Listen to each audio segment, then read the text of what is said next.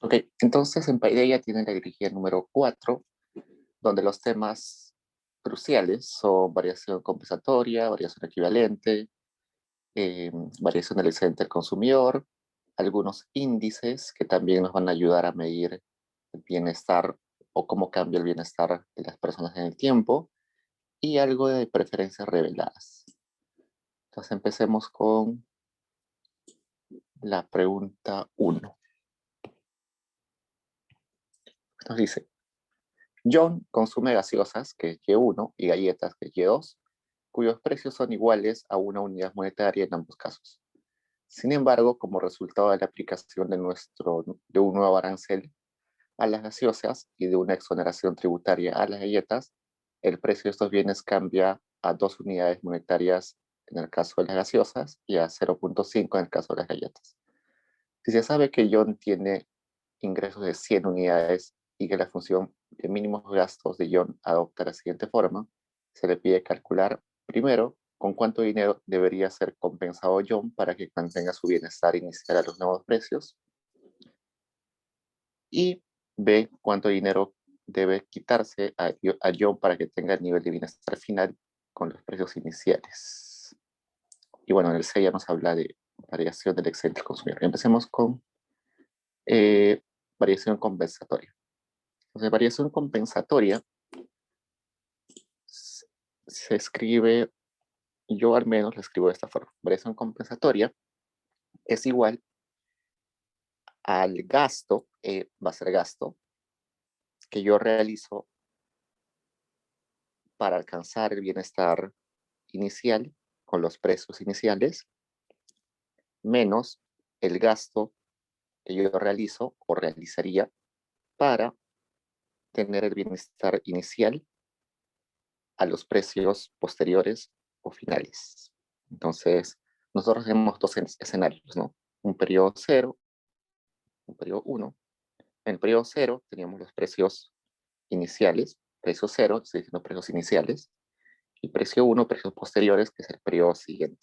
Entre esos periodos puede haber un cambio. En este caso me están diciendo que hay un cambio en aranceles que va a modificar los precios, ¿no?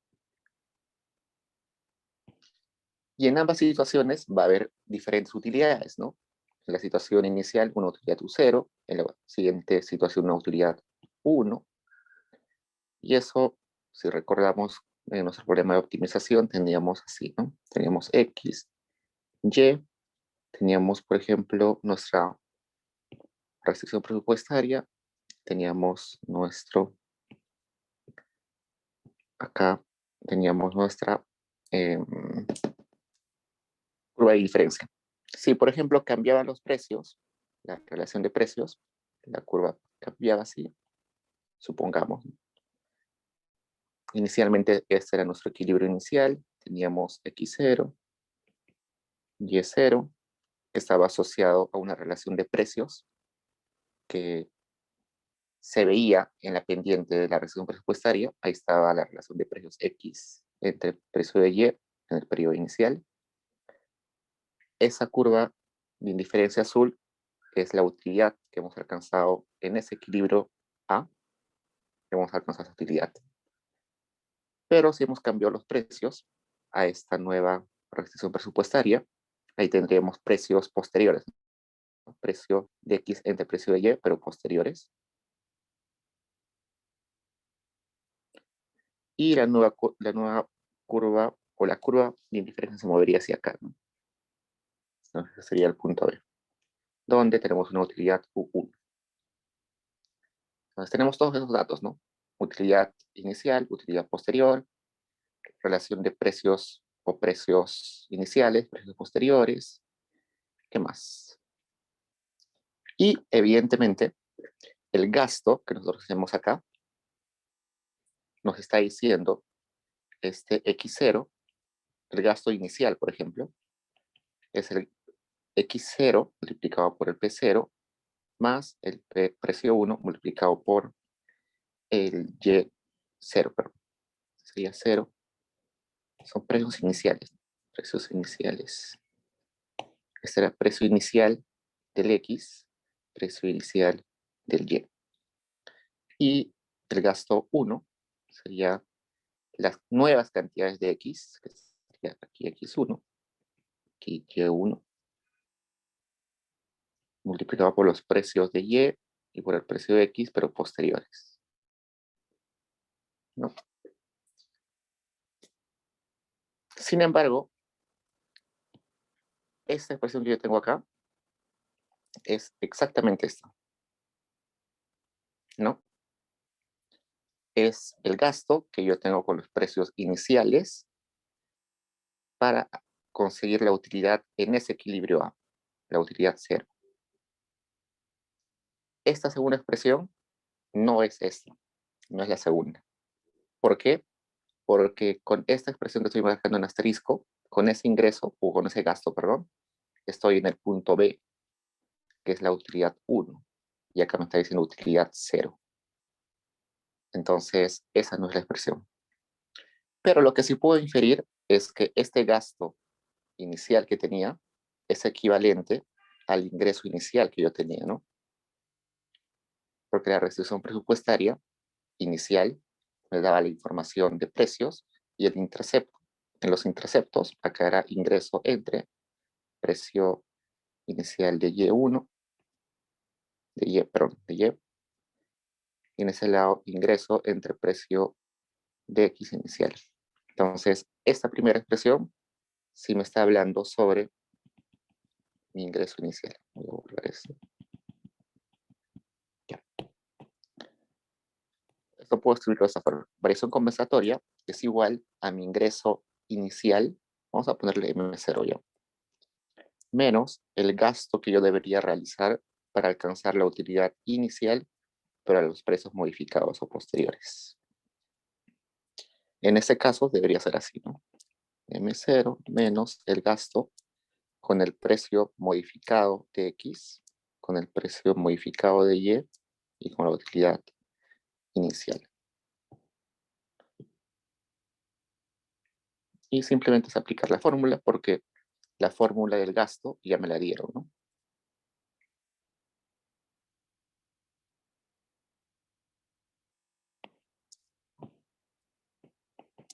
El ingreso me lo dan por dato. A ver, déjame cuál es el ingreso.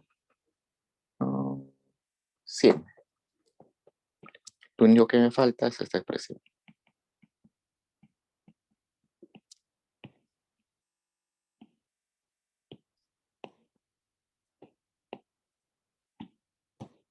Ahí me dicen que eso tiene la forma de la utilidad inicial multiplicado por precio 1 a la menos 1 más el precio a la menos 1, todo eso a la menos 1.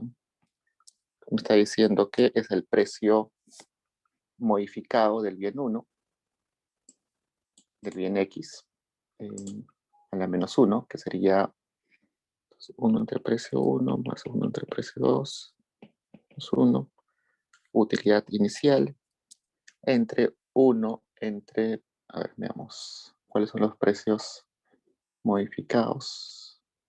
Esos modificados sería 2 y 0.5, ¿no? Sí. 2 más 0.5. Hasta ahí estamos bien, nos falta solamente la utilidad. ¿Y cómo hallo la utilidad? De la siguiente forma. Mi gasto inicial, perdón, teníamos esa expresión, vamos a ponerla en azul. Tenía esa expresión. Al igual que en este caso, yo tendría el gasto en los precios iniciales para alcanzar la utilidad inicial. Era igual a la utilidad inicial multiplicado por 1 entre precio inicial del bien 1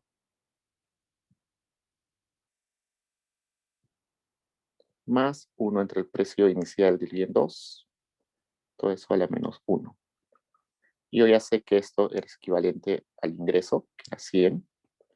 Esta utilidad inicial no la sé, pero sé los precios iniciales, ¿no? El precio inicial del bien 1 era 1, déjate bien, era 1. Entonces sería simplemente 100 igual U0, 1 más 1, 2, 1/2. Utilidad 0 sería 200. Eso lo llevo acá. Ya tendría 200 multiplicado por 1, 1/2 sería 2, 2.5. Así, ¿no? No estoy equivocando el álgebra.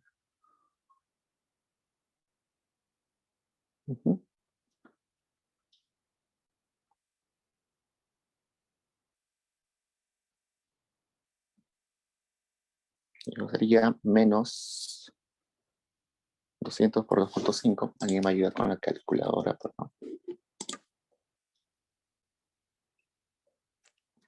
2.5, 2.5, 2.5 por 200 y a 80.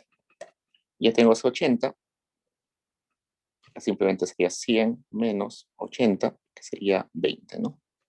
La variación compensatoria es 20.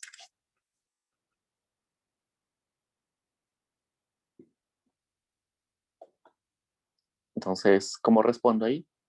Que ante esa modificación en precios, a mí me deberían compensar con 20 soles para alcanzar el nivel de utilidad inicial, ¿no?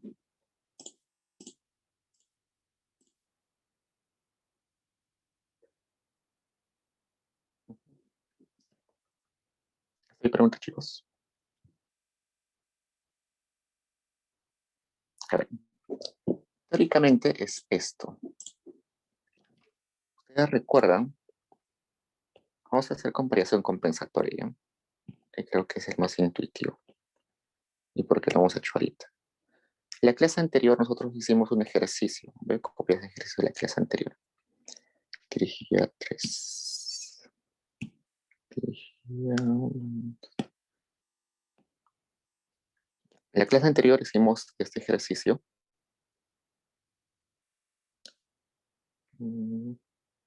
Acá está. Es un poco desordenado, ¿no? Lo vuelvo a hacer acá. Ya.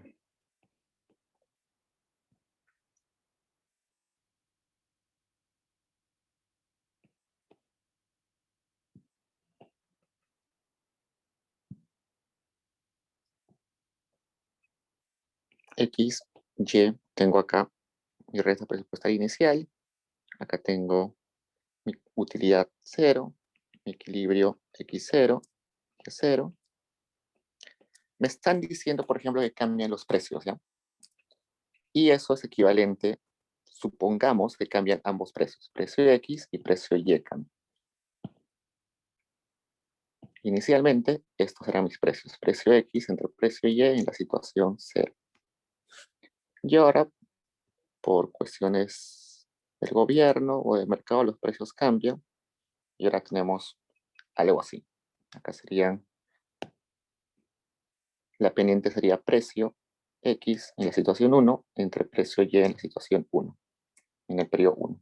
Entonces, son los precios cambiados. Nosotros sabemos que acá tendríamos ingreso 0 entre precio de X inicial.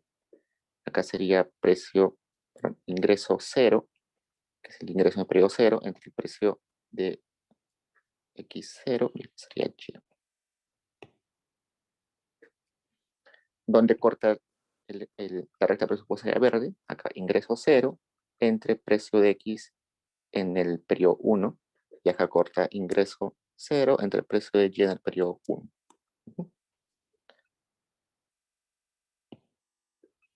Y bueno, el nuevo equilibrio sería algo así. Por acá pasa. Esta sería mi utilidad 1, donde acá consume X1 y acá consume Y1. Equilibrio A, equilibrio B. Entonces me está diciendo, ¿cuánto me debe compensar para que yo pueda tener la misma utilidad a precios iniciales? Entonces, acá pongo precios iniciales. Y para eso tengo que con esos precios iniciales, perdón, precios, estamos precios, veamos precios posteriores, y con esos precios posteriores tengo que acceder a la utilidad inicial, que es U0. ¿Cuál de las rectas o curvas me está hablando de los precios posteriores? Me está hablando la curva o la recta verde, ¿no? Porque la recta verde es la relación de precios posteriores. ¿Y cuál curva o recta me está hablando sobre la utilidad inicial? La curva azul, ¿no? Entonces tengo que hallar un punto de tangencia entre esas dos rectas o entre esas dos cosas.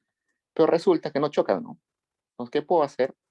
Agarrar mi recta verde y llevarla paralelamente hasta que choque con mi curva de la U0. Entonces, ¿dónde estamos? Ya.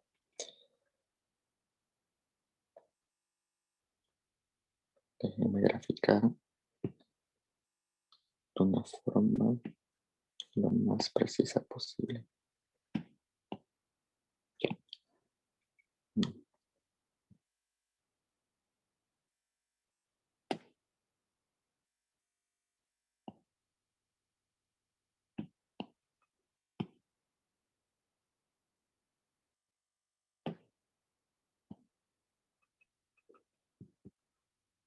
Ya. Esa curva verde la voy a mover hasta acá, por ejemplo, paralelamente.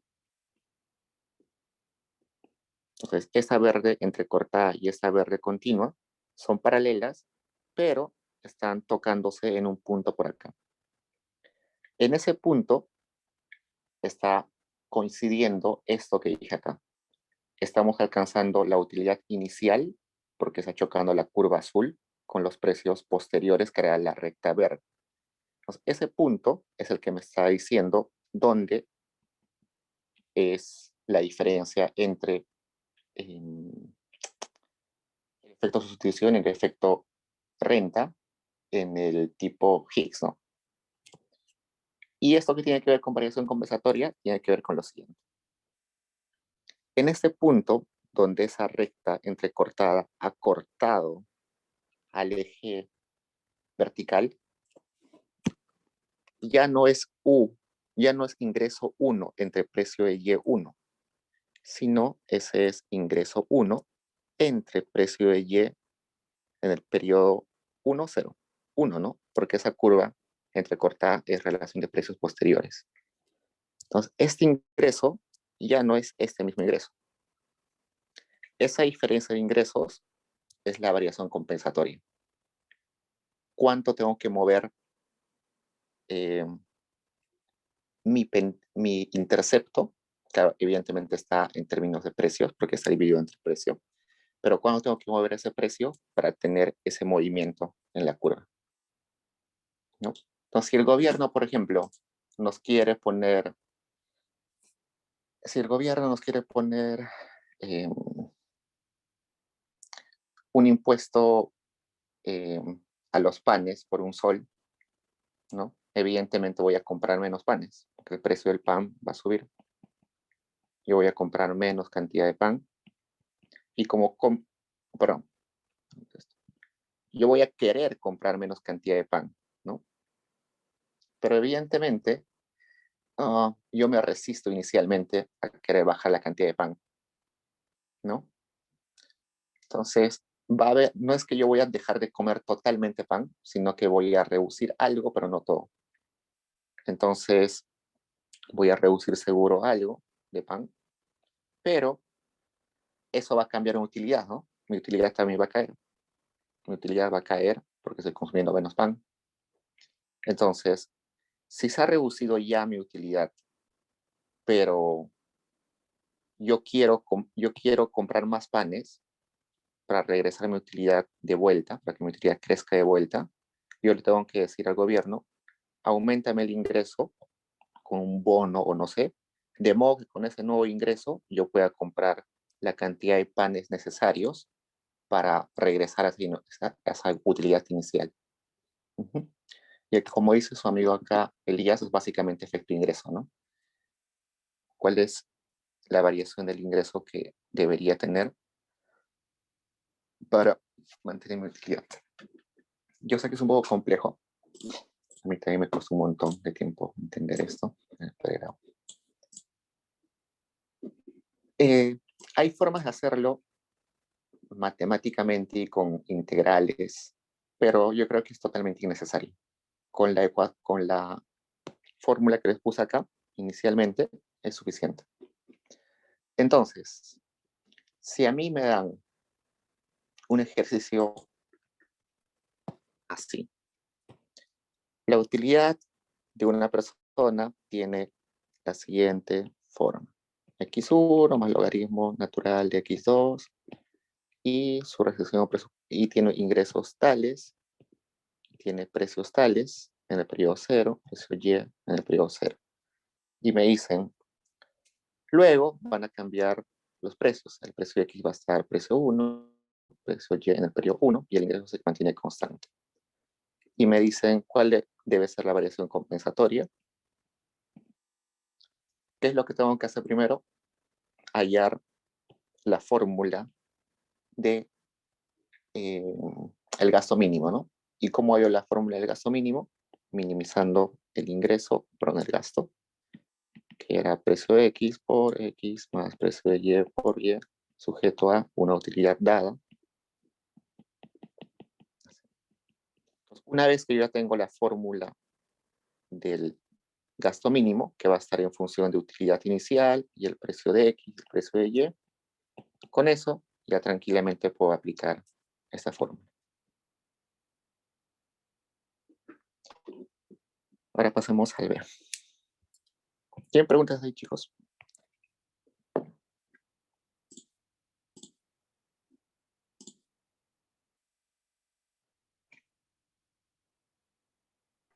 Diego, perdón. ¿Puedes Mm, explicar la variación equivalente? No. Sí, justo en la B tenemos variación equivalente y Ya, vamos a aprovechar. ok.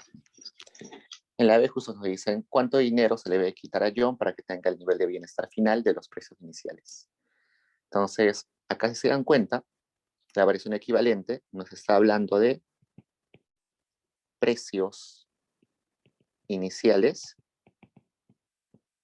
con utilidad posterior, ¿no? O utilidad final. Ya. La forma más sencilla de solucionar eso es con la fórmula. Vamos a ver, variación equivalente. Como lo ha puesto la profesora para ustedes.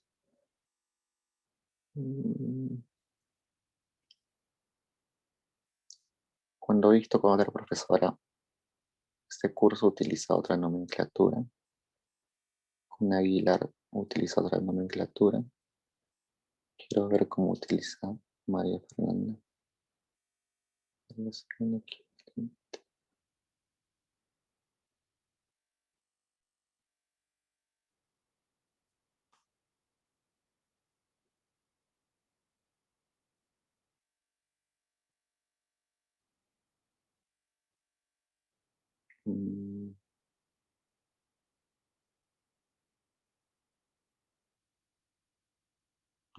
Ya. La variación equivalente, según la fórmula de la profesora, tiene esa forma. También es el gasto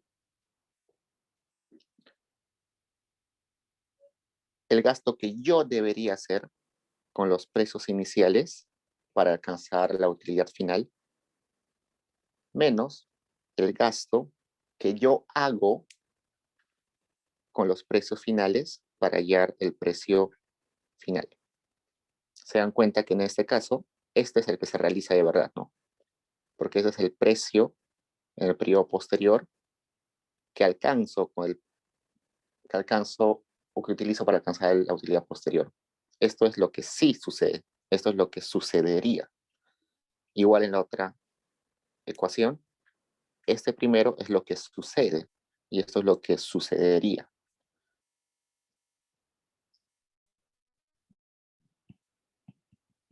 Okay, entonces esto termina siendo equivalente a ¿qué? Ah, perdón.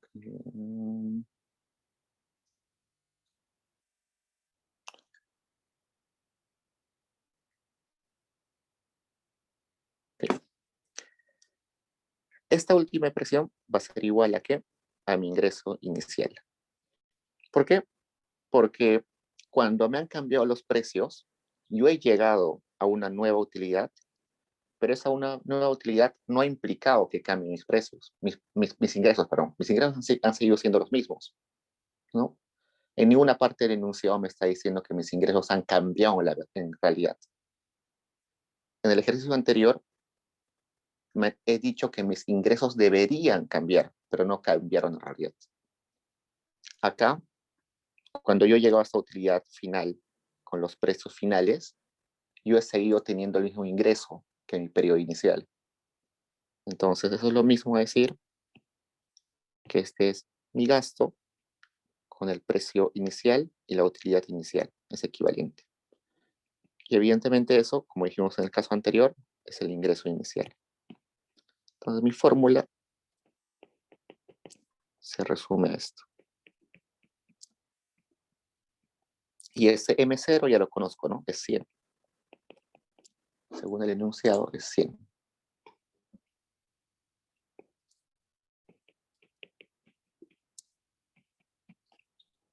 Lo único que me falta es hallar esto.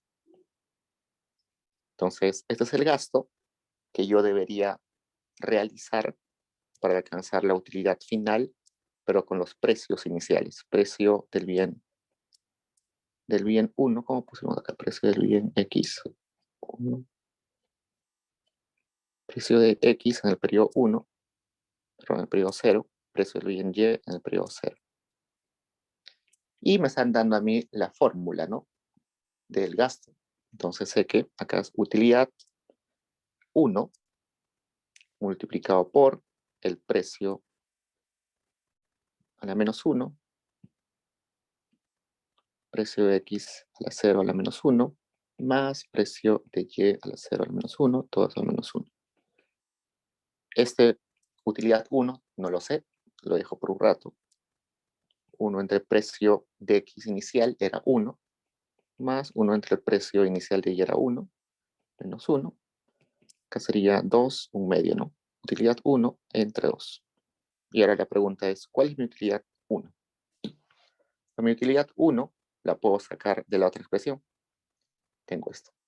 Gasto con los precios iniciales, perdón, con los precios posteriores es 1, para hallar mi utilidad final. Eso sería igual a utilidad 1 multiplicado por precio X en el periodo 1 a la menos 1, más precio de Y en el periodo 1 a la menos 1, todo eso a la menos 1.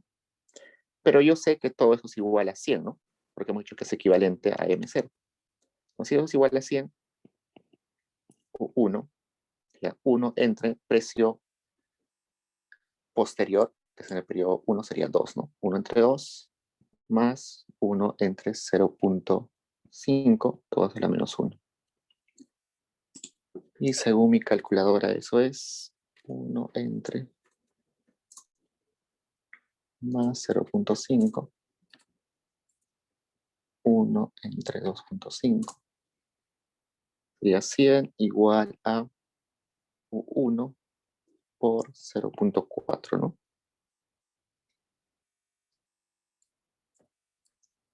0.5, 1 entre 0.5, más 0.5.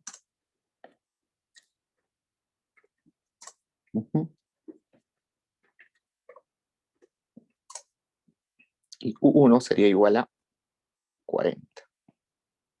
Eso lo llevo acá. 40 entre 2 sería 20. Y ahora pongo igual.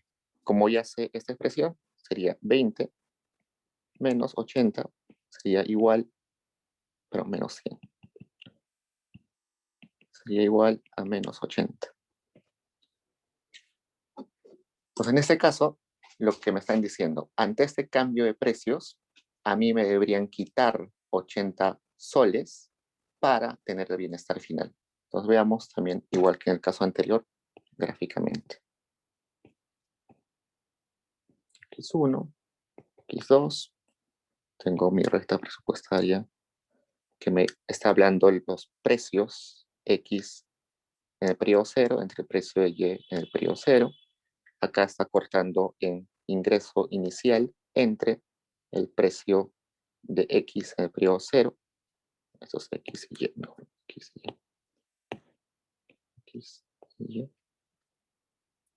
Y acá está cortando en ingreso inicial entre el precio de Y en el periodo 0.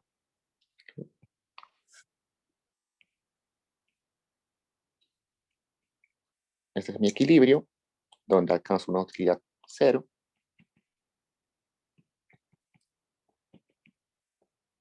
Me dicen por alguna razón que cambian los precios.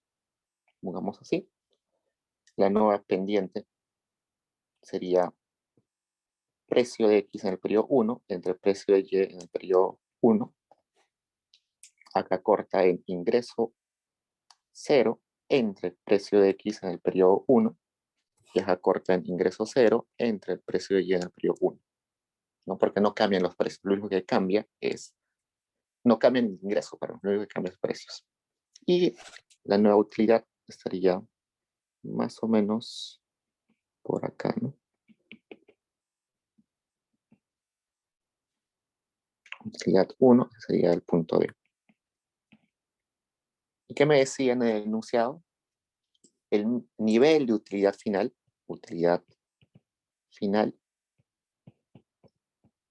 con los precios iniciales.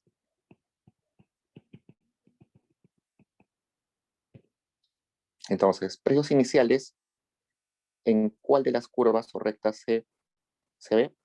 Se ve en la recta roja, ¿no? En la recta roja, que es la recta presupuestaria, se ven los precios iniciales. Y mi utilidad final se ve en la curva azul entrecortada. Entonces tengo que ver algún punto donde chocan ambas. Entonces, ¿qué hago? Tengo que llevar la recta roja paralelamente hasta que choque con la azul entrecortada. Entonces llevaría algo así, ¿no? Para que choque.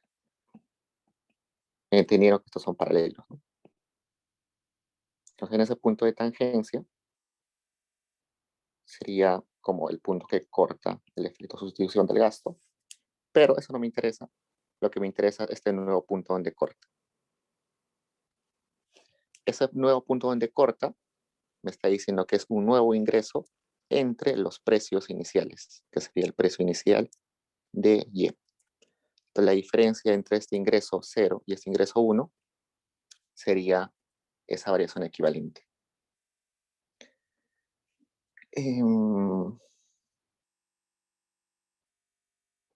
Como se dan cuenta, es distinto, ¿no? En una hay que ajustar la recta hacia la utilidad inicial y otra hacia la utilidad final. Esa es la forma en la que se observa gráficamente. Entonces, por ejemplo, si a mí me van a poner un impuesto al pan, yo sé que ese impuesto al pan me va a traer menos utilidad, ¿no? Y esa nueva utilidad va a ser menor, evidentemente, a mi utilidad inicial. Y me están preguntando, como ya estás en esta nueva utilidad inicial, como ya estás en esta nueva utilidad inicial, pero esa nueva utilidad posterior, ¿cuánto debió ser tu ingreso al inicio para que con esos precios en el inicio hayas tenido la misma utilidad que tienes ahora? A eso se refiere. A ver, creo que hay un ejemplo más interesante que puede quedar más claro. A ver, denme un segundo. Cuando hablamos de precios, no me convence. A ver.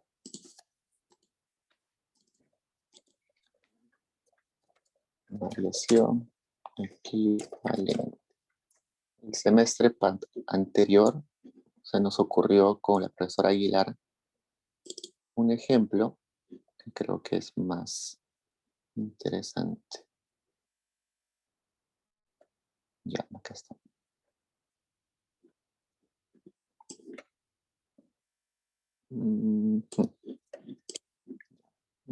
Déjeme compartir otra pantalla, ¿sí?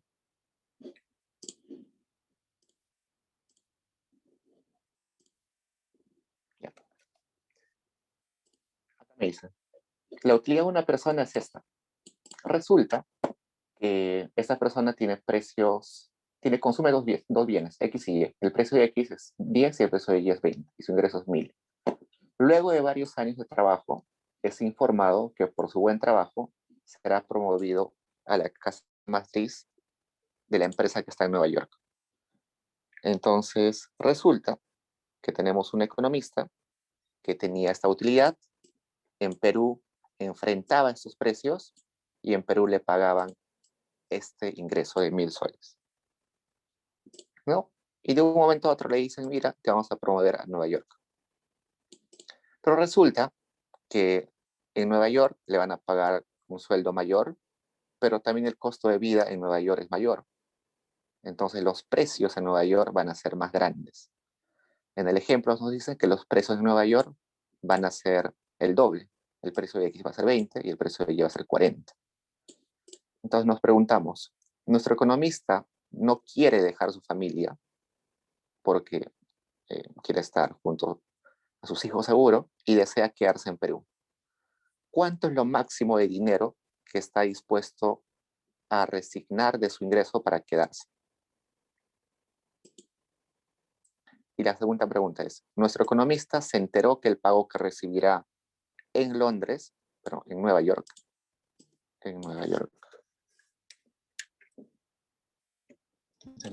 será el mismo que el pago que recibe actualmente?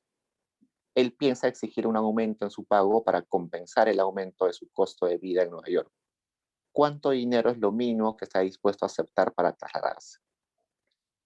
Entonces, ¿cuál de estos creen que es variación equivalente y cuál es variación compensatoria? ¿Qué creen ustedes? La primera es equivalente, creo. Ajá. Porque está diciéndole cuánto dinero está a resignar, ¿no? O sea, eh, como que olvidar o dejar de recibir. En el segundo, cuánto debes darle a la persona para que acepte irse a otro país y acepte pagar precios mayores. Eso es bastante interesante. Entonces, eso es un caso de la vida real, en realidad, que ustedes seguro van a estar expuestos en el futuro cuando los promuevan a otro país. Ahora sí, regresamos. Ese ejemplo quería mostrarles porque es más claro. Regresamos. Ok, entonces, eso es efecto o variación equivalente y variación compensatoria. Ahora vayamos al excedente del consumidor. El excedente del consumidor es en realidad muy sencillo, pero el ejercicio que han puesto acá lo complica mucho. Pero igual tenemos que hacerlo.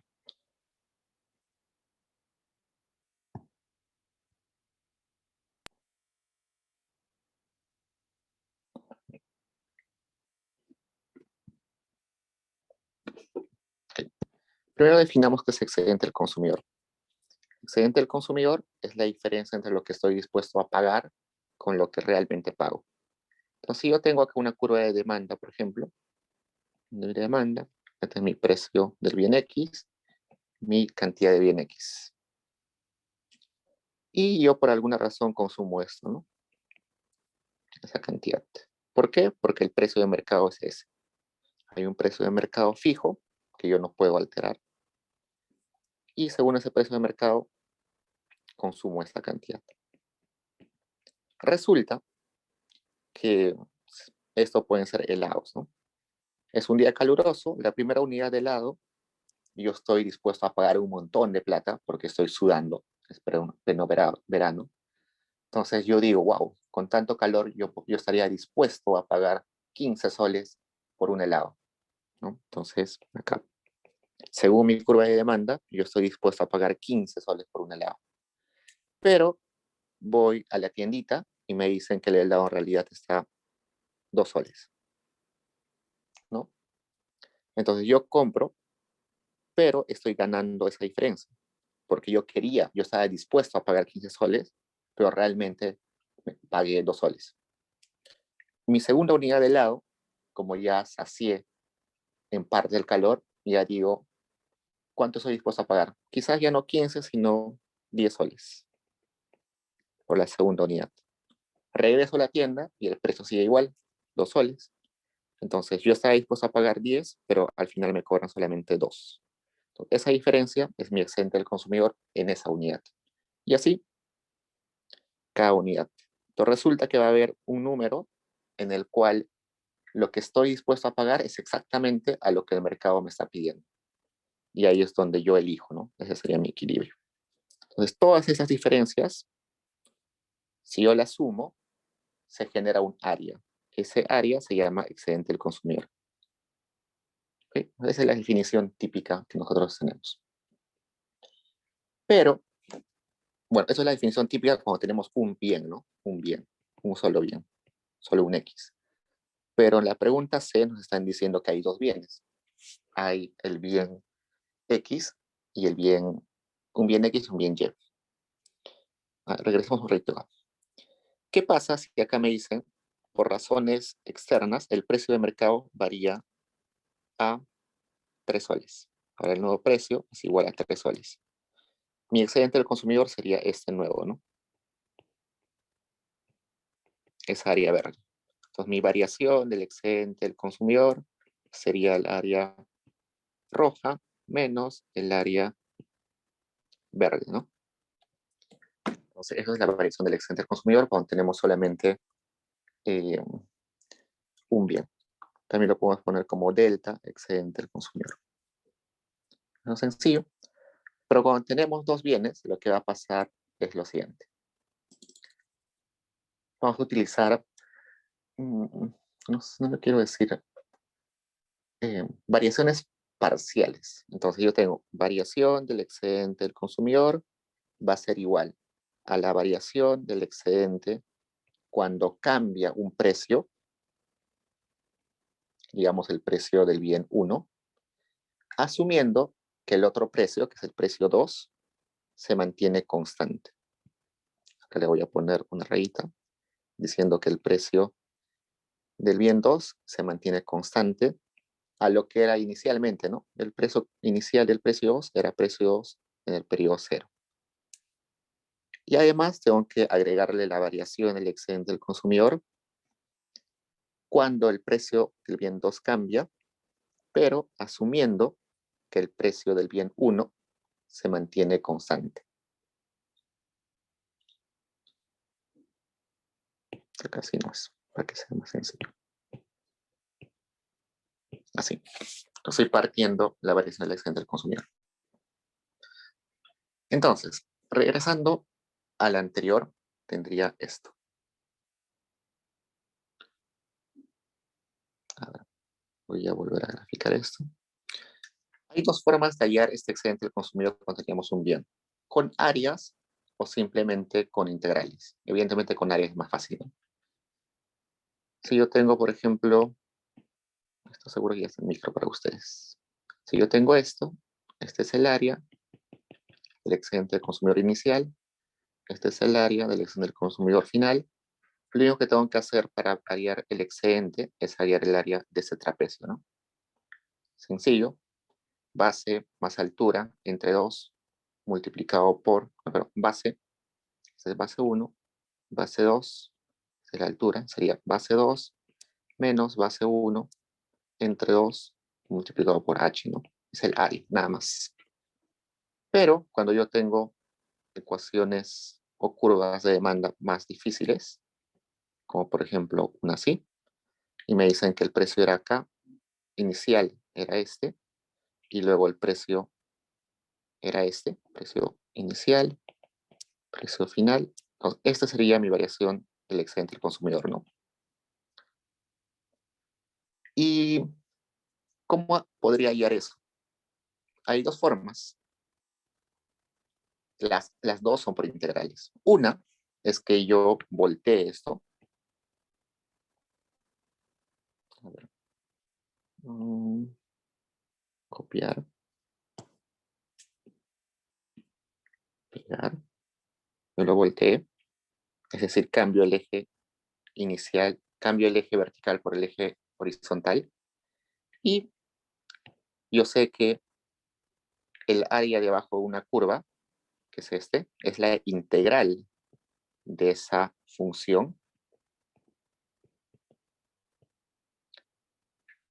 estimada desde este precio inicial hasta este precio final, ¿no? Precio inicial hasta el precio final. Esa es una forma.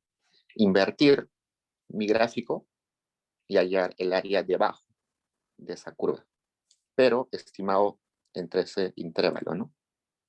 Para mí es lo más sencillo, en realidad. Y eso creo que vamos a hacer. La otra forma sería no voltearlo, pero hallar las integrales de otra forma, ¿no? Yo puedo hallar primero, si esta es mi función, yo hallo la integral de esa función desde 0, desde acá,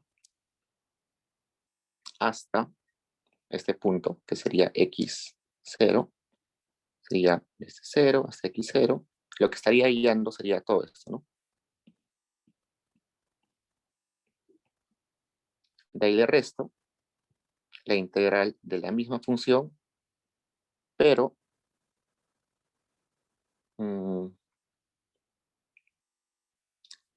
la integral, perdón, sería, de ahí le resto esta parte, ¿no? Y eso es un rectángulo, simplemente es un rectángulo. Entonces le resto el área de ese rectángulo.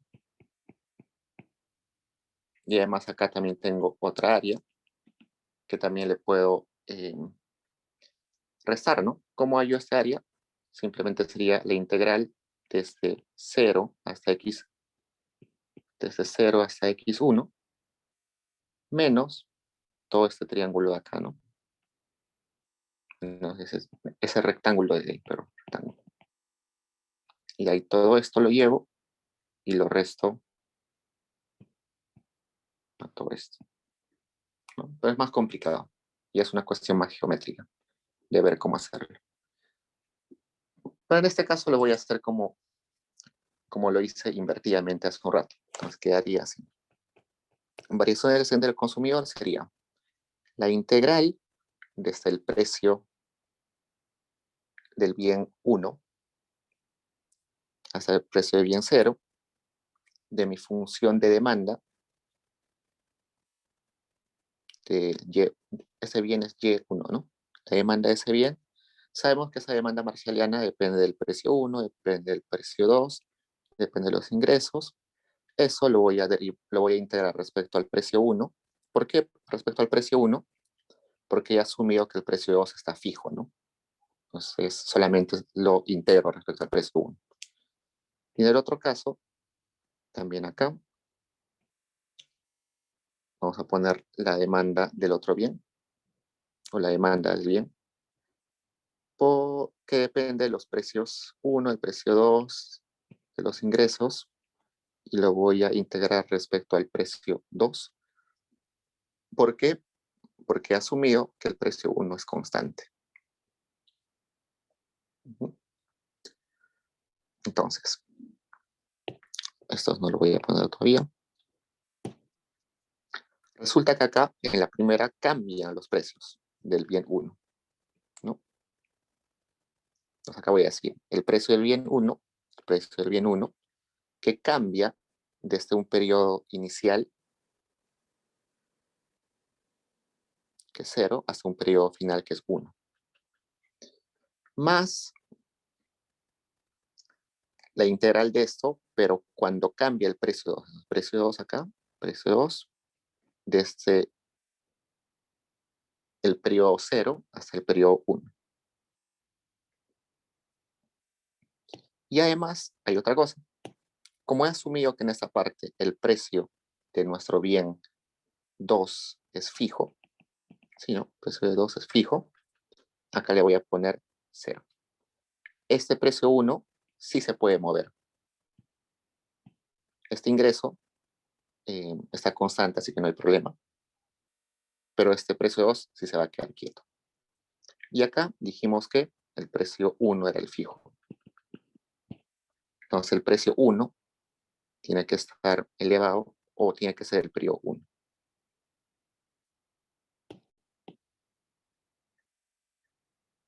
Por esa fórmula se la pueden aprender.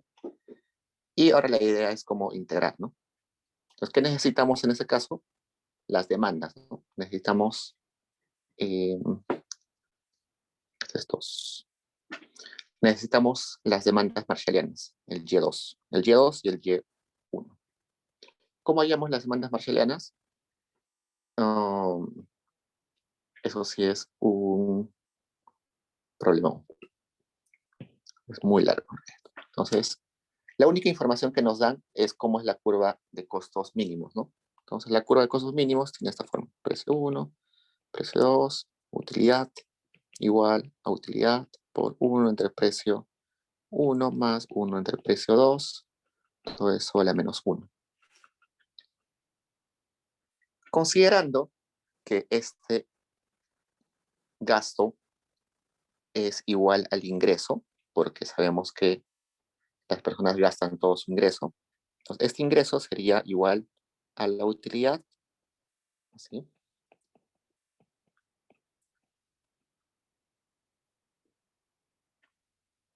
Pero resulta que esta utilidad se puede interpretar como la utilidad, la función de utilidad indirecta, ¿no? Entonces, asumamos que es la misma utilidad indirecta, que es V. Como estamos en equilibrio, es lo mismo. Entonces despejamos ahí V y sería ingreso multiplicado por 1 entre P1 más 1 entre P2. Y coincidentemente, esa función de utilidad indirecta depende del precio 1, del precio 2 y del ingreso, ¿no? Y está bien, ¿no? Porque así lo habíamos definido en la teoría. Si aparece otra variable ahí, como por ejemplo la utilidad, no tendría sentido, ¿no? Solamente tienen que aparecer las tres variables. Entonces, con eso ya hemos hallado la función de utilidad indirecta. Y hemos podido hacer este cambio de U por B chica. ¿Por qué? Porque estamos en equilibrio. En equilibrio ambos son equivalentes. ¿Okay? Y si nosotros recordamos, según la identidad de Roy, nuestra demanda marshalliana del bien 1 es simplemente A menos la derivada de la curva, perdón, de la función de utilidad indirecta respecto al precio del bien 1 entre la derivada de V entre o respecto al ingreso, ¿no? Y lo mismo para el bien 2, la identidad de Roy nos da esta fórmula. Aplicando eso, nos va a salir acá que esto es 1, ingreso entre precio 1 al cuadrado, 1 entre precio 1, más 1 entre precio 2. Ustedes lo comprueban, profe.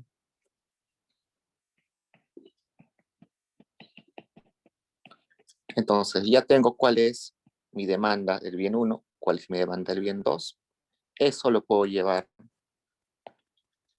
a esta expresión gigante que tenía acá.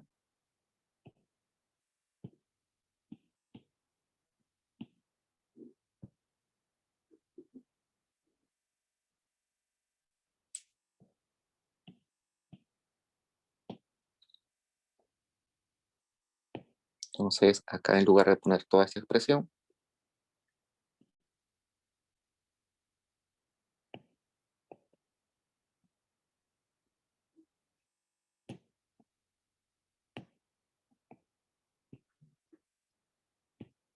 copio todo esto.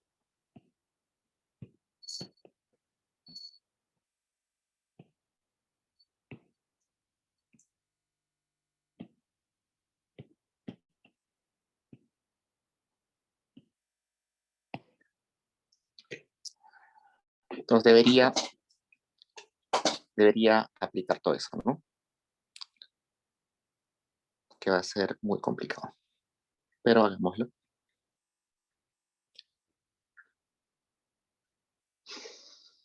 Acá tenemos integrales de divisiones, ¿no? Tenemos integral de una división. Si nosotros agarramos una integral de una división, lo podemos transformar de la siguiente forma. Si nosotros podemos escribir esa división de esta forma, integral entre la función original, esa integral por propiedad es igual al logaritmo natural de la función aplicada en el punto A menos el logaritmo de la función aplicada en el punto, perdón, es al revés, en el punto B y en el punto A. Es una propiedad que podemos tomar en cuenta. Entonces, veamos. Si yo, viendo esta función de acá y esta función de acá, yo veo que hay algo que se repite siempre. Se está repitiendo esta expresión, ¿no? Y también se está repitiendo esto. Y también, evidentemente, 1 precio 2 al cuadrado, ¿no? Entonces yo puedo decir que esto es una función que depende del precio de 1. Y si yo lo derivo, resulta que me da coincidentemente esto, ¿no? Por un rato voy a borrar esto. Coincidentemente, si yo derivo esta función, me da esto. Y eso se me hace un montón de ayuda, ¿no? Porque ambas expresiones están apareciendo acá. Está acá y está acá. Aquí le falta el signo menos. Entonces, reemplazando eso, yo puedo decir que la integral de A o del precio 1, 0, precio 1,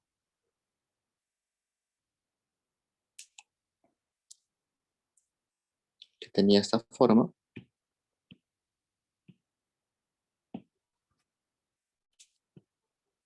esa es la primera parte de mi integral que tenía gigante.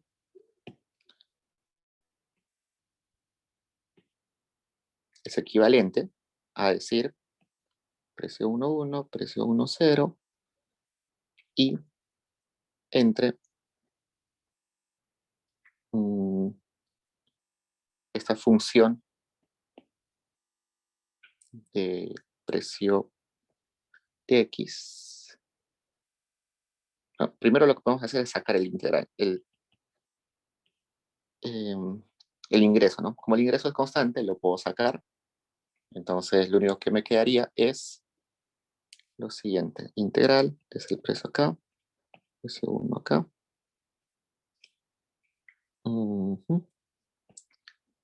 Lo de abajo es en realidad así. Puedo escribirlo así. 1 entre precio 1, 2.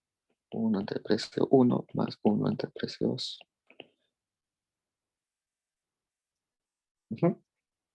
Sí, ¿no? Coincide. Entonces, yo sé que esa parte de arriba, según esto, es la derivada de esta función. Y esto, según esto, es esto. Y según esta propiedad que puse acá, sería ingreso multiplicado por el logaritmo natural de esa diferencia, ¿no? Logaritmo natural de precio 1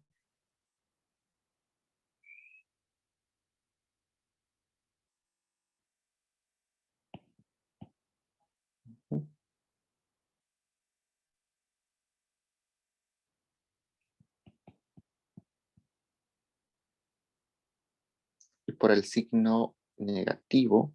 No, está bien, vamos así. Ya, queda así entonces. Por el signo negativo que teníamos acá, acá tiene el menos. Entonces, esa es la forma equivalente de ponerlo ahí. Igualito vamos a hacer con el otro y nos va a dar un resultado similar. Entonces, esta segunda parte nos va a dar un resultado similar que va a ser así igual. Menos y, ustedes lo comprueban, logaritmo natural de 1 entre P1 menos 1 entre P2. Y como estamos evaluando en este rango, tenemos que evaluar eso en ese rango, ¿no? Igual, esta expresión teníamos que evaluarla en este rango, entonces la evaluamos en ese rango.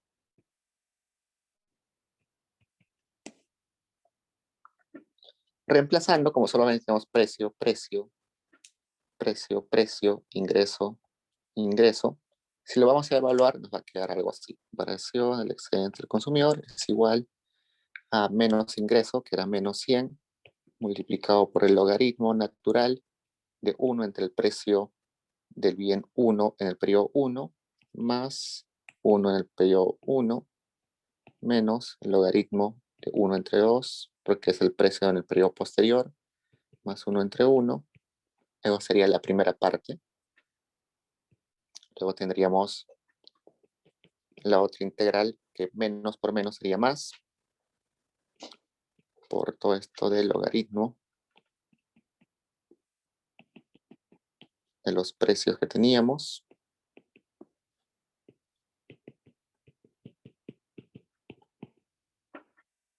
Entonces, operando eso, me va a salir que es 22.3 más o menos.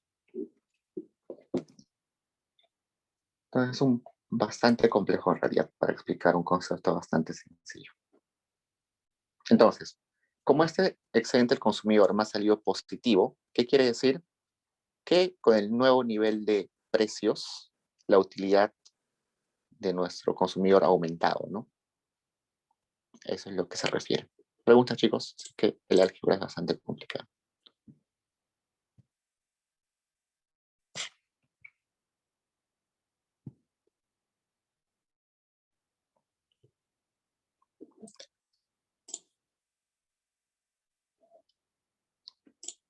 Okay. Creo que son todos los ejercicios de excedente del consumidor, excedente del productor. Vayamos a índices.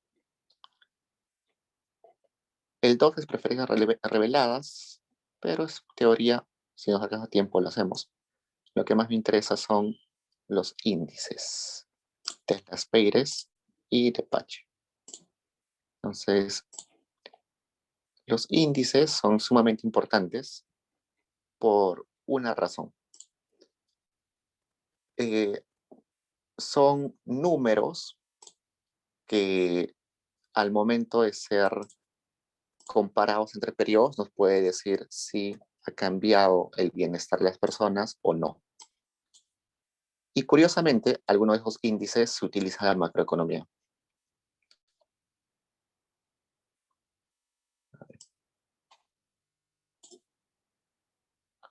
Entonces vamos a tener dos tipos de números índices. Los números índices de precios y los números índices de cantidades.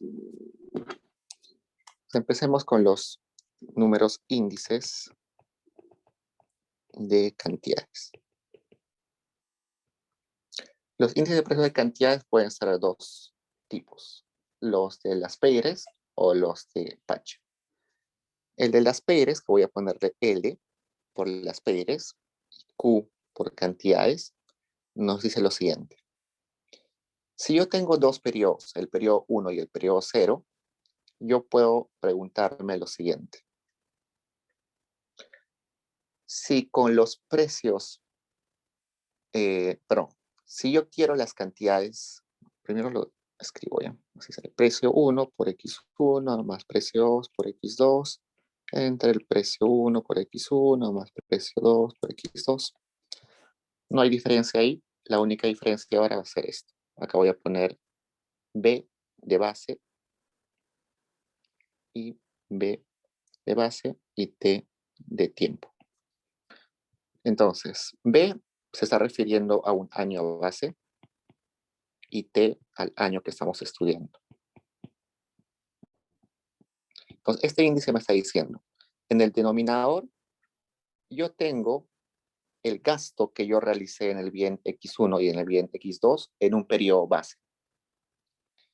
Y arriba me está diciendo cuánto hubiera gastado en hoy, cuánto hubiera gastado hoy los bienes que hoy consumo si los precios del periodo base estarían vigentes ahora. Pues, por ejemplo, el año base en el Perú es 2007. ¿Por qué? Porque en el 2007 se hizo una encuesta gigante en el Perú, un levantamiento de información donde se hizo una lista enorme sobre los precios de la economía. El precio del pan, de la leche, de los refrescos, de los chicles, del papel, de las maquinarias, de los ventiladores, todo. Hay una lista gigante sobre los precios del 2017. Esa lista no se ha actualizado porque es muy costoso actualizarla, así que hasta hoy en día seguimos utilizando eso. La mayoría de países actualizan la lista cada 10 años, pero la recomendación del Banco Mundial es actualizarla cada 5 años. Como se dan cuenta, ya pasó en el Perú mucho más ese tiempo, pero ojalá que se haga pronto. Entonces, en el Perú, por ejemplo, es el precio base 2007, ¿no?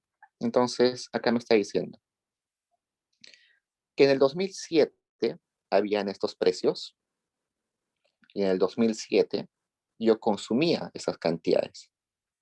Entonces, todo el denominador es mi gasto que yo tenía en el 2007 respecto a mi comportamiento del 2007, porque mi comportamiento es lo que gastaba en 2007. Pero arriba me está diciendo que es lo que hubiera gastado, o lo que gastaría, perdón, lo que gastaría con mi comportamiento de hoy, es decir, con las cantidades que hoy consumo de X1 y X2, pero con precios del 2007. Entonces la pregunta ahí es, si con los precios del pasado estaría gastando menos hoy o estaría gastando más hoy, ¿no? O si ese índice de las PRs es mayor a 1, quiere decir que con los precios del pasado yo estaría gastando más hoy. Por tanto, mi situación hoy sería peor a la del pasado. Pero también hay otra forma de verlo, que es con el índice de Pache, P de Pache y Q de cantidades, donde me dice lo siguiente, igualito, precio 1 por X1 más precio 2, X2, entre precio 1 por X1 más precio 2, X2. Pero en ese caso, lo que voy a hacerle es decirle, acá arriba, el periodo en el cual estoy estudiando, y abajo, los precios en el periodo que estoy utilizando, y las cantidades del periodo base. Entonces acá arriba lo que estoy diciéndole es el gasto en el periodo actual, o en el periodo T,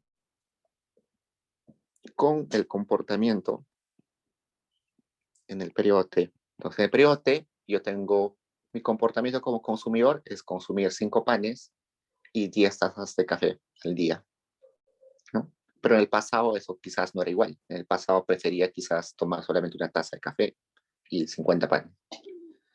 Entonces, la idea del denominador es lo siguiente, decirnos cuál hubiera sido el gasto si con los precios, cuál sería mi gasto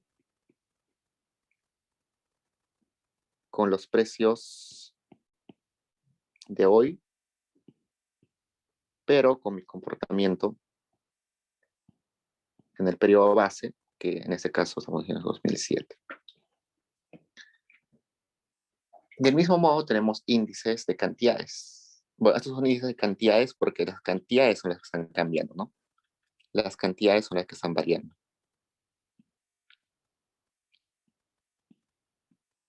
Y los precios se están manteniendo constantes, ¿no? En el caso de las PEIRES, se están manteniendo constantes los precios del año base. Y en el caso de PASQUE, estamos utilizando los precios del periodo estudiado. Y por otro lado, los índices de precios debería ser lo contrario, ¿no? Mantener los precios, pero mantener las cantidades constantes y los precios variables. Nos hagamos eso, también tenemos de las pairs, y le pongo P de precios, también X1 por precio 1, más X2 por precio 2, entre X1 por precio 1, más X2 por precio 2. En este caso, hemos dicho que las cantidades se van a mantener constantes. Entonces, la cantidad vamos a mantenerla constante en el periodo base y los precios van a cambiar. Vamos a poner en el denominador el precio en el periodo base y arriba en el numerador los precios en el periodo estudiado. Y equivalente al índice de precios de Pascal. X1, P1 más X2, P2 entre X1, P1 más X2, P2. En este caso, ya no voy a utilizar las cantidades del periodo base, sino del periodo estudiado. Entonces sería cantidades en el periodo T y los precios voy a ponerlos en el denominador, los de base, y arriba los del periodo estudiado. Entonces, siempre se dan cuenta que acá los precios base están en el denominador, ¿no? Ok, entonces sabiendo eso podemos solucionar ya lo que nos dan en la dirigida. Nos dice, los habitantes de cierto país consumen principalmente dos bienes, X1 y X2, que son alimentos y vestidos. En el año 2015, el precio de vestidos y de los alimentos eran 2 unidades monetarias. El habitante típico consumió 80 unidades de alimentos y 100 de vestidos. Pasados 5 años, el precio de los alimentos incrementó a 4 unidades, mientras que el precio de los vestidos se mantuvo inalterado. A los nuevos precios, el habitante típico consume 40 unidades de alimentos y 200 de vestidos. Entonces ponemos un cuadrito acá. 2015, 2020. En el 2015 había unos precios, en 2020 había otros precios, y el consumidor evidentemente ya no consume lo mismo, consume cantidades distintas en el 2015 que en el 2020. Y tiene dos bienes, el bien X1 y el bien X2. Nos dice que en el 2015 el precio de X1 era 2, el precio X2 era 2, y que consumía 80 del bien 1 y 100 del bien 2. 5 años después, el precio del bien 1 se duplica a 4 y el precio del bien 2 se mantiene en 2 y el consumo también varía. El consumo del bien 1 se baja a 40 y el consumo del otro bien se duplica a 200. Entonces dice, calcule el índice de cantidad de las Pérez y Pache para el 2000, este sería, no es 8, para el 2020, se equivocaron. El individuo se encuentra mejor o peor que en la situación inicial. Entonces, nos piden índices de cantidades. Acá tenemos nuestros índices de cantidades. Vamos a aplicarlos.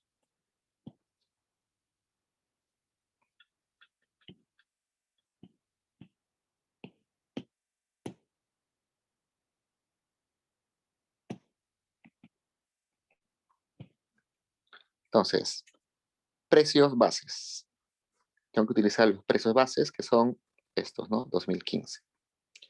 Entonces, el precio base del bien 1 es 2, del bien 2 es 2, 2, 2. Esto multiplico, multiplico, multiplico, multiplico. Primero, las cantidades en el periodo inicial serían 80 y 100, y las cantidades en el periodo posterior serían 40 y 200. ¿Okay? Eso me saldría 80 más 400, 480, entre 360, que sería 1.33. En el otro caso, me dicen que utilice como constante mi cantidad, mi precio en el periodo posterior. Entonces sería 4 y 2. Entonces, 4, 2, 4 y 2 por. Más. Y tengo que utilizar mis cantidades en el periodo base en el denominador, sería 80 y 100. Y mis cantidades en el periodo posterior, acá arriba. Sería 80 más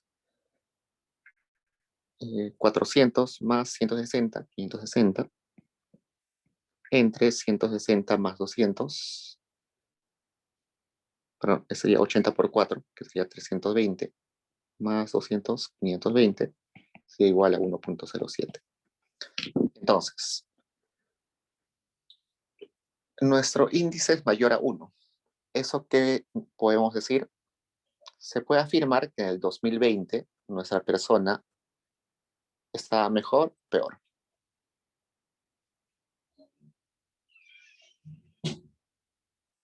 ¿A alguien se le ocurre? ¿Dónde estaba mejor el consumidor? ¿2020 o 2015?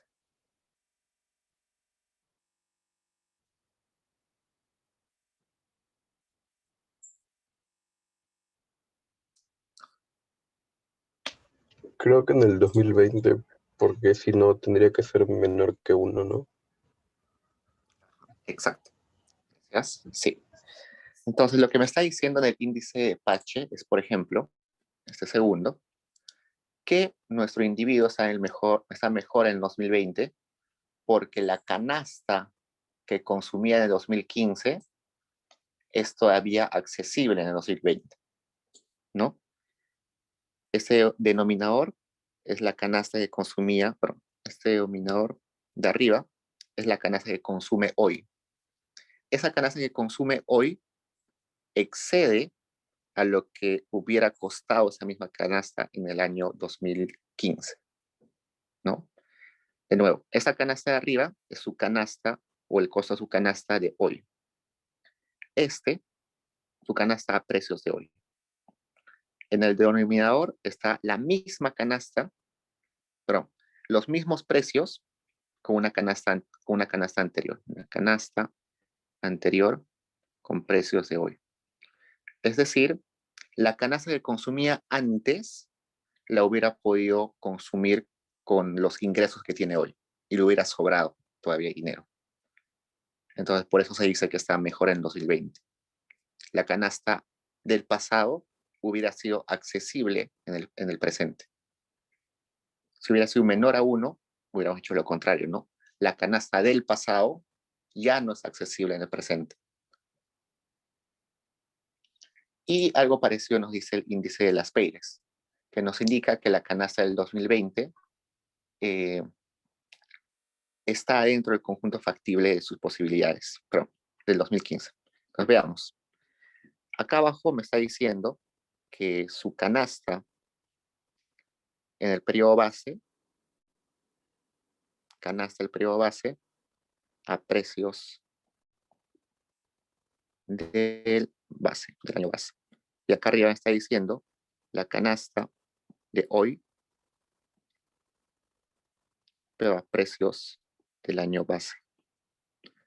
¿Eso qué quiere decir?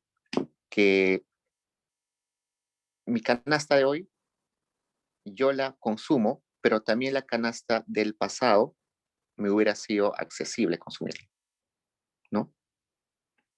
Porque el numerador es mayor el numerador es mayor al denominador. Por eso es 1.33. Entonces, si yo consumo una canasta, a pesar que la otra canasta sí está dentro de mis posibilidades, porque me alcanza mi ingreso, quiere decir que la prefiero a ella, ¿no?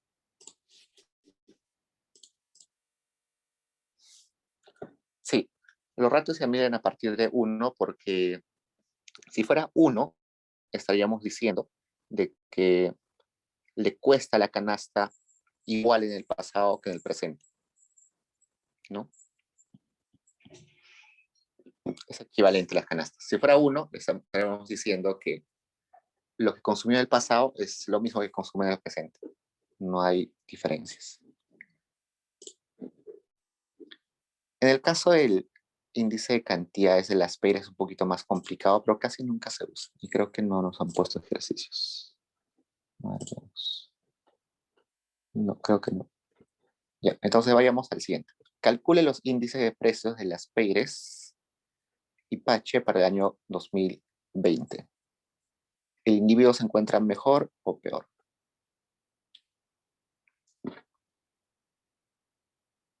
Entonces, bueno. Cuando tenemos índice de cantidades, de frente, fijarnos si es mayor o menor a 1. Eso no hay problema. Cuando estamos en índices de precios, eso no se va a cumplir necesariamente. Hay que hacer un paso adicional. Entonces vamos a ver en el B. Entonces, acá, lo único es comparar versus que el índice sea 1 o mayor a 1 o menor a 1. Nada más. En el B vamos a hacer un paso adicional. Entonces, calculemos. Nos dice, primero, precios, acá, cantidades en el periodo base. Cantidades en el periodo base son 80, 100 y 40, 80 y 100. Entonces sería 80, 100, 80 y 100. Con los precios base primero, que eran 2 y 2. Y luego con los precios posteriores, que eran 4 y 20. 4 y 2. Lo sumamos, nos sale 320 más 200, sería 520, entre 360, que es 1.44. Y luego acá tenemos, ¿qué es lo que está fijo? Las cantidades, ¿no? Las cantidades en el periodo que estamos estudiando, que es 2020. Esas cantidades son 40 y 200. ¿No? Sería 40, 200, 40, 200. Por. Abajo están los precios base, que eran 2 y 2. Y arriba están los precios posteriores, que es 4 y 2. Entonces sería 40 por 4, 160, más 400, 560, entre 80 más 400, 480, que sería 1,16. Y acá tenemos que hallar algo adicional, que es el índice de gastos. Por el momento no podemos compararlo con 1. No. Lo primero que tenemos que hacer es hallar el índice de gasto. Hallamos índice de gasto. Y el índice de gasto se define como el ratio entre el gasto en el periodo 1 y el gasto en el periodo inicial. Entonces sería precio del bien 1 por el bien 1, precio del bien 2 por el bien 2, precio del bien 1 por el bien 1, precio del bien 2 por el X2. Todo lo que está abajo es base, base, base, base, y todo lo que es encima es T, T, T, T. Entonces, esos serían los gastos que sí se han realizado, ¿no? Que sí se han hecho. Entonces, precios, acá sería 2 por 80, 160, más 2 por 100, que sería 200, 200, sería 360, ¿no? Acá sería 360. Y acá sería 4 por 40, 160, más 400, 560. No sería 1.55. Entonces, recién con este numerito, que es el índice de gastos, puedo comparar. Entonces, comparo índice de las peires versus ese índice de gastos. Y resulta que el índice de las PEIRES es menor al índice de gastos. Eso me está diciendo que está mejor en el 2020.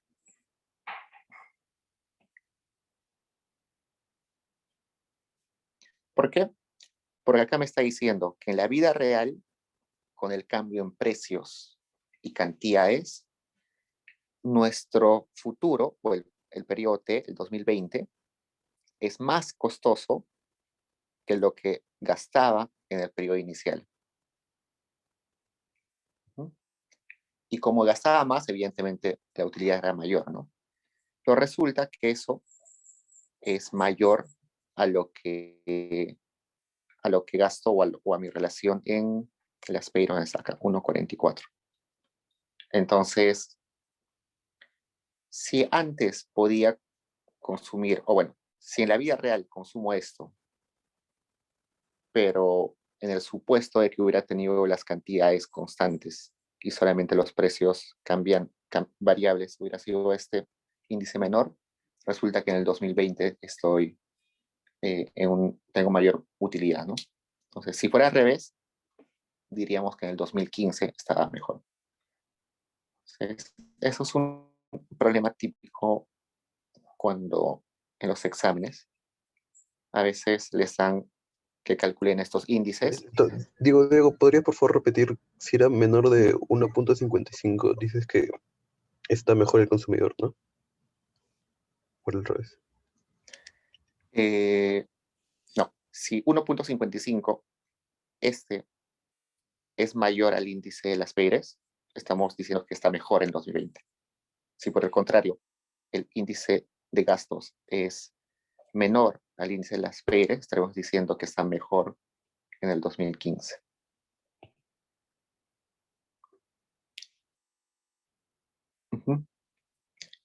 Entonces, lo que sucede usualmente en los exámenes que he visto es que les piden hallar estos y ustedes los comparan con 1.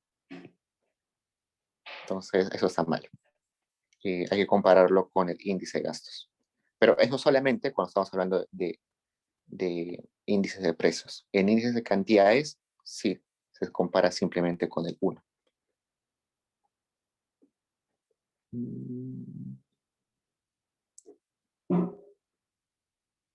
Okay. ¿Y por qué es interesante hallar el índice de precios y índice de cantidades?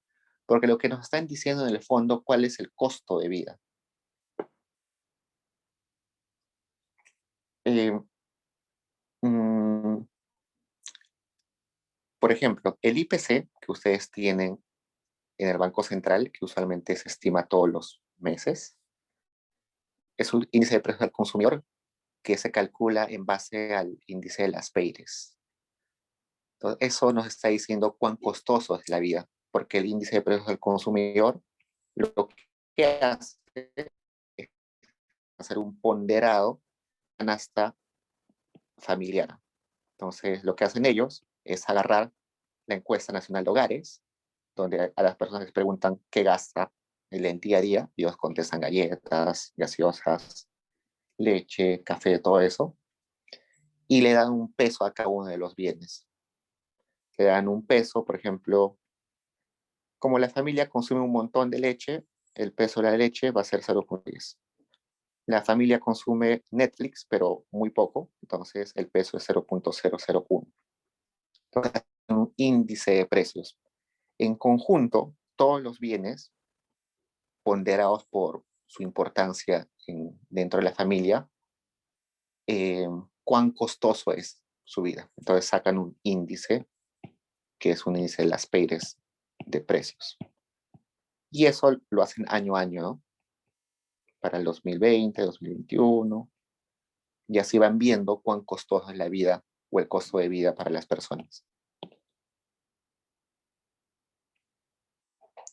Y es interesante porque no solamente estamos diciendo cuánto aumentó el precio, ¿no? Porque sería sencillo decir, el precio de los alimentos sube, entonces la calidad de vida de las personas, cae. Pero no necesariamente. Porque cuando el precio de algunos bienes sube, sí, dejo de consumir algunos bienes, pero esos bienes yo los reemplazo con otros bienes, ¿no? Entonces, unos bienes, digamos, prima, aumentan su consumo. Entonces, esos bienes quizás me están dando una compensación en la utilidad. Acá sí está cayendo la utilidad, ¿no? Entonces, no es que la variación de precios directamente va a estar afectando mi, mi utilidad, sino que hay siempre un efecto sustitución. Entonces, ese efecto no solamente de sustituir, no solamente de variar tu consumo de ciertos bienes, sino sustituirlos, está siendo capturado por esos índices. Y además, esta variación de precios no es una variación de precios unidireccional, ¿no? Porque hay algunos precios que cambian, que aumentan, otros precios que disminuyen, otros precios que se mantienen constantes. Hay precios que son más importantes que otros, por ejemplo, el precio del petróleo es sumamente importante porque afecta casi a todos los bienes, porque todos los bienes se quieren transportar, ¿no? Hasta la leche no, se tiene que transportar, entonces parte del precio de la leche depende del combustible. Pero, por ejemplo, hay precios que si cambian no afectan la vida de la gente mucho, ¿no? Si cambia el precio de Netflix, a la gente no le interesa mucho, muy poca gente consume Netflix. Entonces, esa complejidad del mundo ante cambios en precios es capturada por este índice, por esos índices. En las ecuaciones que les hemos dado, evidentemente utilizamos dos bienes, ¿no? Bien 1 y bien 2. En el índice que hace el Banco Central, evidentemente utiliza, si no son cientos, si no son, deben ser cientos de bienes, porque según la encuesta se consume un montón de cosas.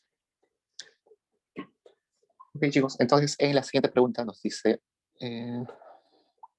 no quería explicarles mucho los ejemplos de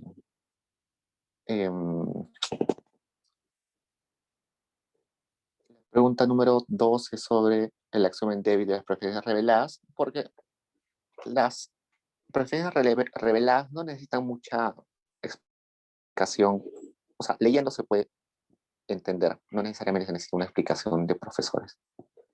Pero lo que nos dice más o menos los axiomas o las preferencias reveladas es de que, a ver, nosotros tenemos dos formas de estudiar a los consumidores. Uno, que es la teoría del consumidor, y otro, que son las preferencias reveladas. La teoría del consumidor es todo lo que hemos visto hace un rato, ¿no? Que nos decían que maximicemos la utilidad de las personas y con una restricción, y según a eso va a tomar una decisión. Pero en preferencias reveladas sucede lo contrario. No es que nos basamos en un enunciado lógico para llegar a las decisiones, sino que desde las decisiones llegamos a un enunciado lógico.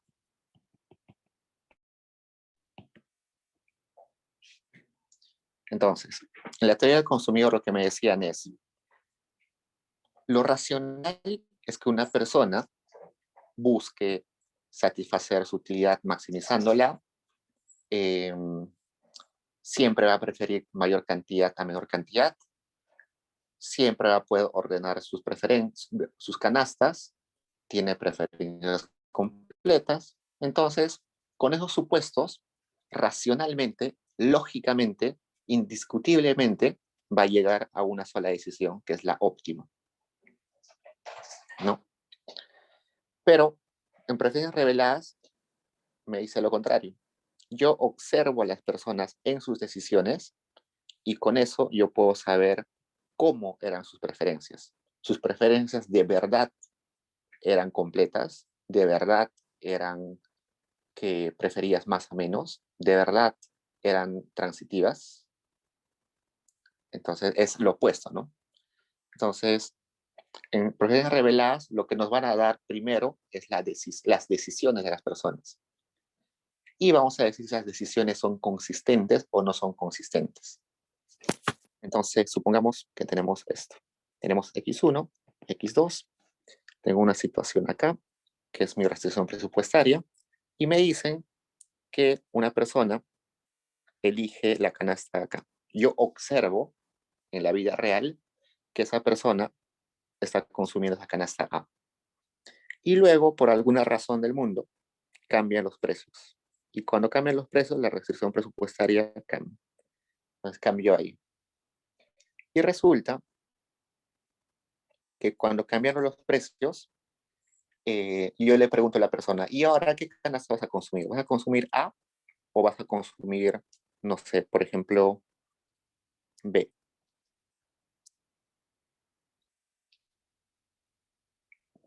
Acá. Y resulta que la persona va a consumir B. Entonces, ¿qué es lo que yo puedo inferir? Que esta persona prefería o prefiere la canasta B a la canasta A. ¿Por qué? Cuando los precios eran representados por la recta roja, consumía A. Y en esa situación, la canasta B se le hacía inaccesible, ¿no? Porque estaba fuera de su restricción presupuestaria. Entonces, no consumía B porque sus ingresos no se lo permitían. Pero una vez que cambian los precios y cambia su frontera de posibilidades de consumir, cambia su restricción presupuestaria, consume B, ¿no? Entonces, al parecer, prefiere A, prefiere B. Otro ejemplo, así. Yo tengo una restricción, consume A. Y resulta que de un momento a otro sus ingresos aumentan hasta acá. Y nosotros le preguntamos a nuestro consumidor y nos dice que va a consumir acá B, ¿no?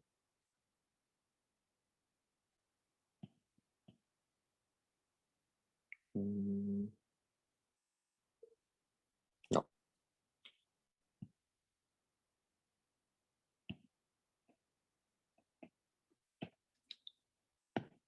Tenemos dos canastas y resulta que nuestro consumidor nos dice que en la situación inicial consumía A. Y luego nos dice de que en la situación B, cuando cambien los precios, va a seguir consumiendo A. No va a migrar a B. Eso para mí es una situación irracional, que para mí no tiene sentido. ¿Por qué? Porque si tú estás ampliando tu restricción presupuestaria, estás ampliando tu conjunto factible. Entonces ahí estás violando el supuesto de que a pesar de que B ya es asequible, ya puedes accederlo y tiene mayor cantidad de bienes, sigues consumiendo A. Entonces eso no tiene sentido, eso sería irracional. Este caso sería racional. Pero lo que tienes que comparar ahí son esas cosas. Dos canastas. Si una de ellas no es asequible, evidentemente va a tener que conformarse con la que sí es asequible. Pero si las dos son asequibles, evidentemente el que está eligiendo, la está eligiendo porque le da más utilidad. La cuestión acá es más observación que matemática, todo es observación. A ver. Pero por ejemplo, la pregunta 2 nos dice, los siguientes datos muestran el consumo de una persona, distintas canastas del bien a diferentes precios. Entonces, ahí hay tres canastas. Hay una canasta 1, 2 y 3. Y hay tres situaciones de precios. La situación 1 nos dice que hay un precio 1, un precio 2, un precio 3. Determina si la conducta de esa persona es compatible con el axioma débil y las preferencias reveladas. ¿Qué nos dice el axioma débil? Nos dice que si una canasta es preferida en forma directa, es decir, nosotros observamos que una canasta es preferida y las otras canastas son distintas, entonces esta no puede ser preferida a aquellas en forma directa. No podemos observar que las está eligiendo. Es decir, las preferencias se mantienen si las evaluamos con otros vectores de precios. ¿Qué quiere decir? Que si en la situación 1,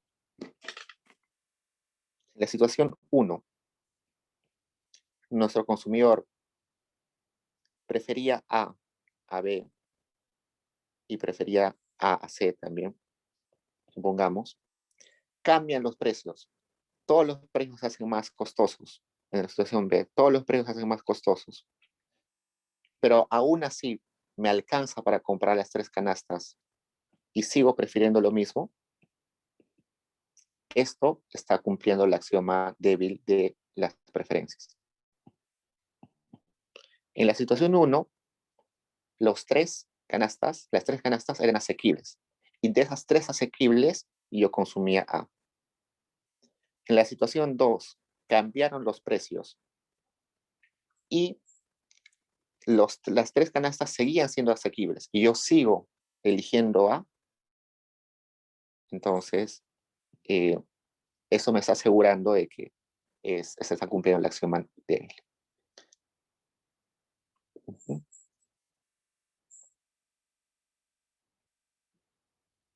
Entonces, veamos.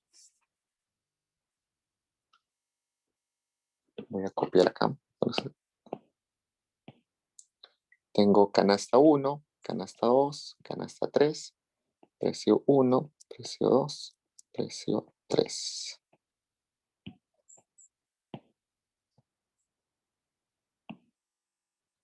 Me dicen 16, 35, 31, 15, 20, 64, 42, 15, 30. Entonces, veamos en la situación 1. Ya. En la situación 1, que es la canasta acá,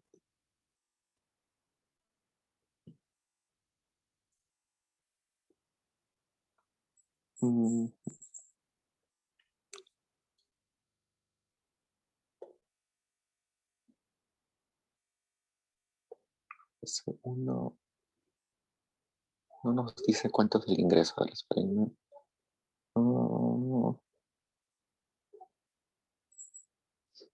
A ver, nos dan el ingreso, canasta 1, canasta 2.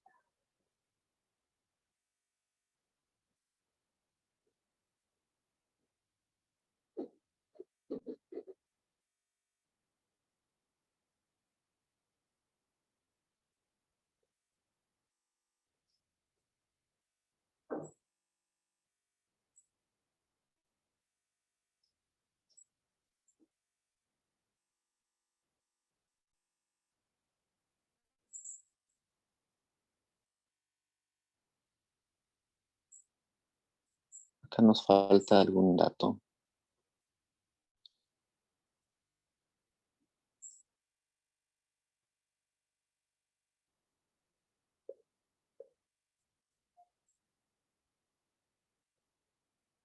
Ok, asumamos de que ahorita los ingresos son 30, ¿ya? 30. Ya. Asumamos que el ingreso de la persona es 30. Entonces, en la situación 1, que es donde los precios, precio 1, la canasta 3 no es asequible, porque el ingreso de las personas no, eso es 30 y no puede gastar 32, no es asequible. En ese caso, ¿cuál elegiría nuestra persona? ¿La canasta 1 o la canasta 2?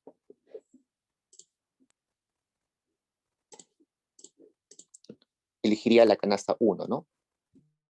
¿Por qué? Porque le trae más bienes, por eso es un poquito más costoso. Entonces, en esa situación, la canasta 1 se revela preferida a la canasta 2. Luego cambian los precios y en esos nuevos precios yo no puedo acceder a esta canasta 1 porque mi ingreso es 30, no puedo gastar 35. Y en este caso, yo consumiría la canasta 2, ¿no? Canasta 2, se revela preferida a la 3. ¿Por qué? Porque esa canasta 2 es más costosa, evidentemente, porque me está dando más bienes y la puedo comprar porque es menor a mis ingresos, ¿no? Cuesta menos a mis ingresos. Y en la canasta 3, yo no puedo acceder a esta, no puedo acceder a esta, solamente puedo acceder a esta. Entonces, simplemente eso. Entonces, veamos si se cumple. C1 se revela preferida a C2 y cuando C1 no existía, C2 se revelaba preferida a C3. Entonces, acá se está cumpliendo la transitividad, ¿no?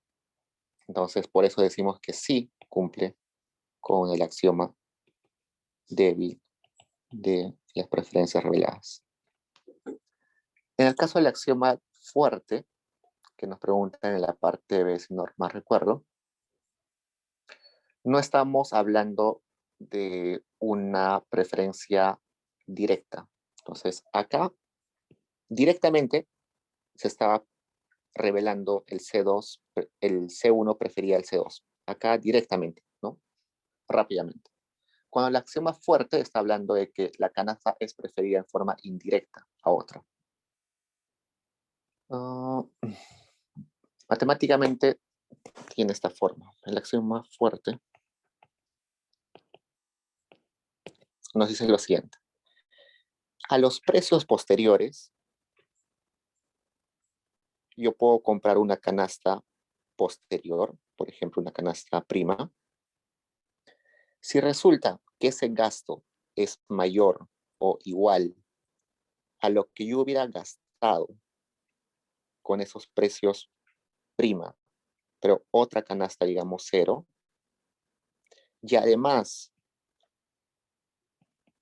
si yo a los precios en el periodo 0 quería acceder a la canasta o accedía a la canasta 0, eso es mayor o igual a los precios 0 con las cantidades en la canasta 2.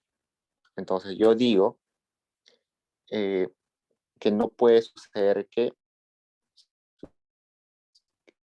esto. A ver, esperen.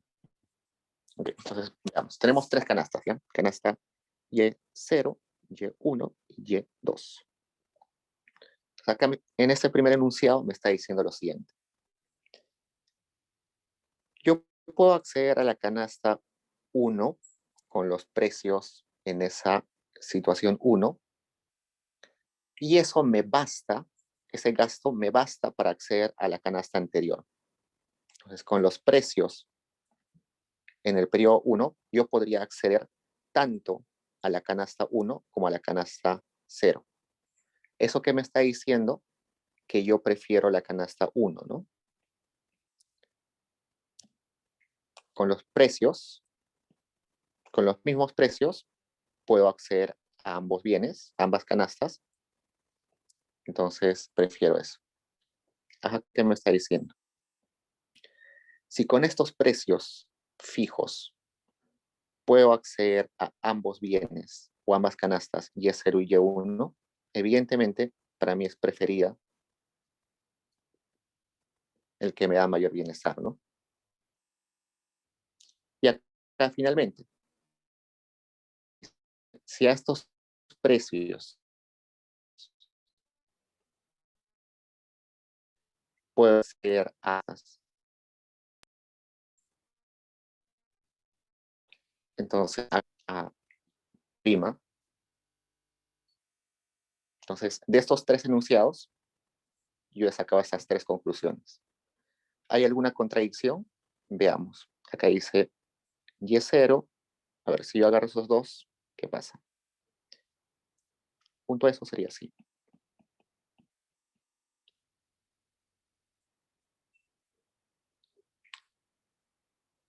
Y este se contradice con esto, ¿no? De acá se infiere esto. Entonces acá hay una contradicción. Entonces, esa contradicción me está diciendo de que las preferencias no están cumpliendo el axioma fuerte. Para que se cumpla el axioma fuerte, acá debió pasar esto, ¿no?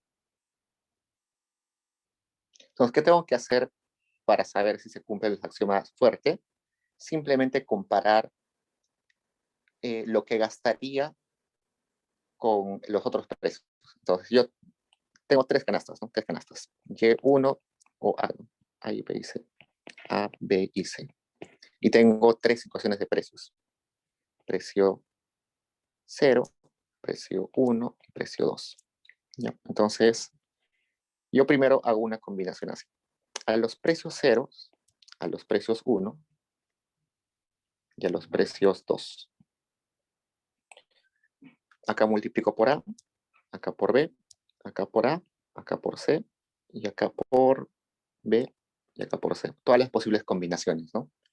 Entonces, esto es lo que gastaría, y acá pongo versus, versus, versus. Entonces, me está diciendo, esto es el gasto que yo tendría si consumo la canasta a los precios del periodo 0. Esto es lo que gasto en la canasta B en los precios 0. Lo que gasto en la canasta a los precios 1. Lo que gasto en la canasta C en los precios 1. Lo que gasto en la canasta B en los precios 2. Lo que gasto en la canasta C en los precios 2. Entonces, yo tengo que comparar si los gastos son mayores o menores, ¿no? Entonces, seguro me va a salir mayor, menor, no sé, depende de eso. Entonces, eso me va a decir, si a pesar de que el costo es mayor a uno de ellos, si este es mayor a este, pero a pesar de eso, yo estoy consumiendo B, ¿qué me está diciendo? Que B es preferida A, ¿no? Entonces de ahí puedo sacar una conclusión. De acá me sale una conclusión. Me puede salir que A es preferida a B o que B es preferida a A. Igualito acá me sale una conclusión. A es preferida a C o acá es B a A. O que C es preferida a A. Acá que B es preferida a C o que C es preferida a B. Entonces yo tengo que ver si el ordenamiento es consistente. Y si es consistente, voy a decir que cumple con el axioma fuerte de las preferencias reveladas. ¿Preguntas, chicos?